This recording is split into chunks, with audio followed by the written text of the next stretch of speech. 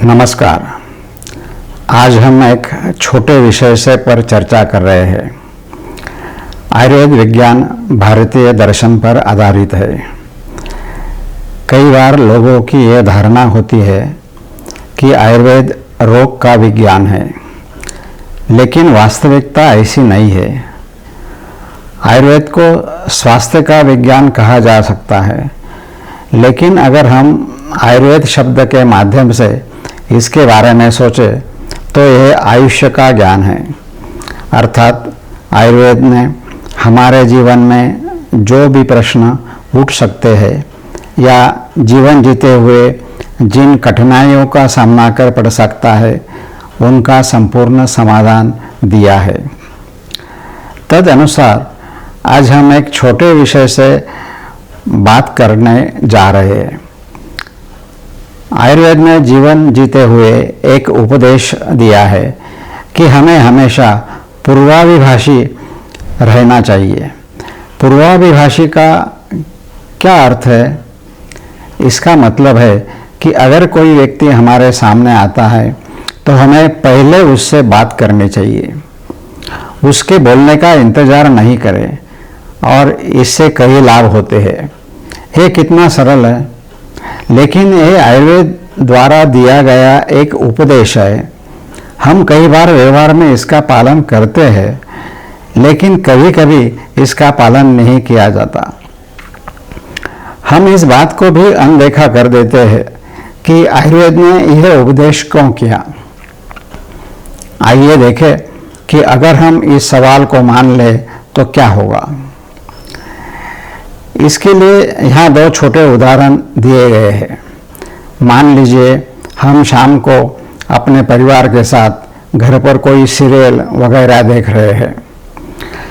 सब उस सीरियल के साथ ताल मिला रहे हैं और अचानक दरवाजे की घंटी बजती है और हम चेहरे पर नाराजगी के भाव लिए दरवाजे की तरफ जाते हैं। दरवाज़ा खोलते हैं तो एक अजनबी हमारे सामने खड़ा होता है और हम उसे गौर से देखते हैं। फिर वह किसी तरह पूछता है कि जोशी कहाँ रहते हैं। हम पहले से ही गुस्से में हैं, हमें और भी गुस्सा आता है और बिना एक शब्द कहे वह अपनी उंगली से इशारा करते हैं कि जोशी ऊपरी मंजिल पर रहते हैं, और हम दरवाज़ा बंद कर देते हैं और वह नाराज़गी से घर में प्रवेश कर लेते हैं। अब घटना यह है कि घंटी बजी, घटना घटी। आपने दरवाज़ा खोला और घटना भी घटी। घटना तो होने वाली ही थी, लेकिन हमें बिना किसी कारण से गुस्सा आ गया।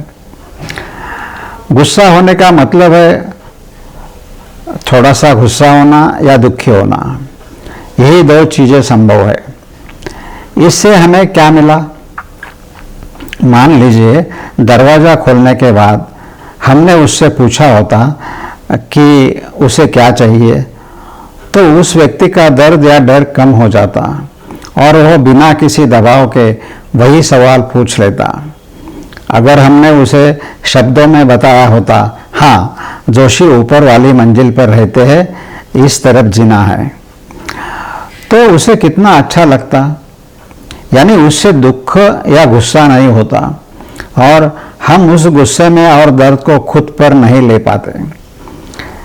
पिछले एक वीडियो में हमने देखा था कि गुस्से का शरीर पर क्या असर होता है। इसलिए हमें पूर्वाभिभाषी होना चाहिए।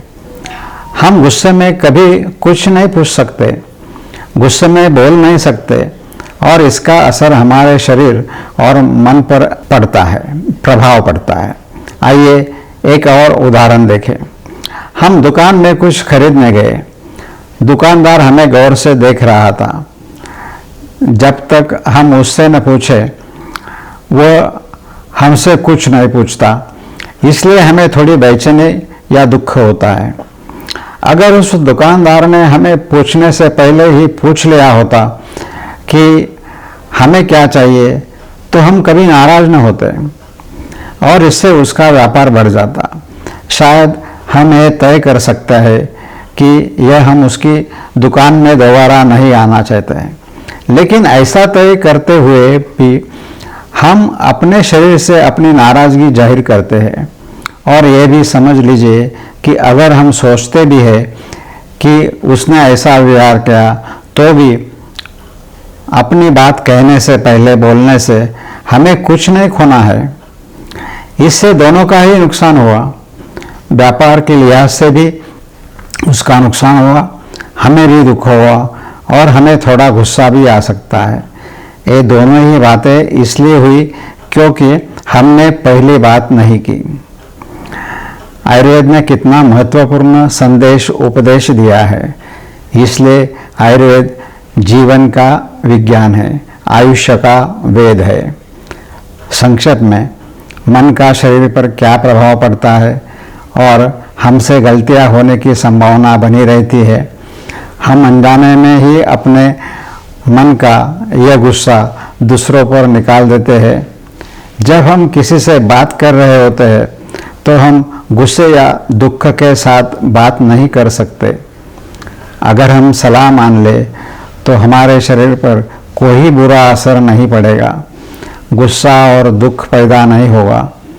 और मैं आपका ध्यान इस ओर दिलाना चाहता हूँ कि ये स्वास्थ्य के लिए सबसे अच्छा है। धन्यवाद।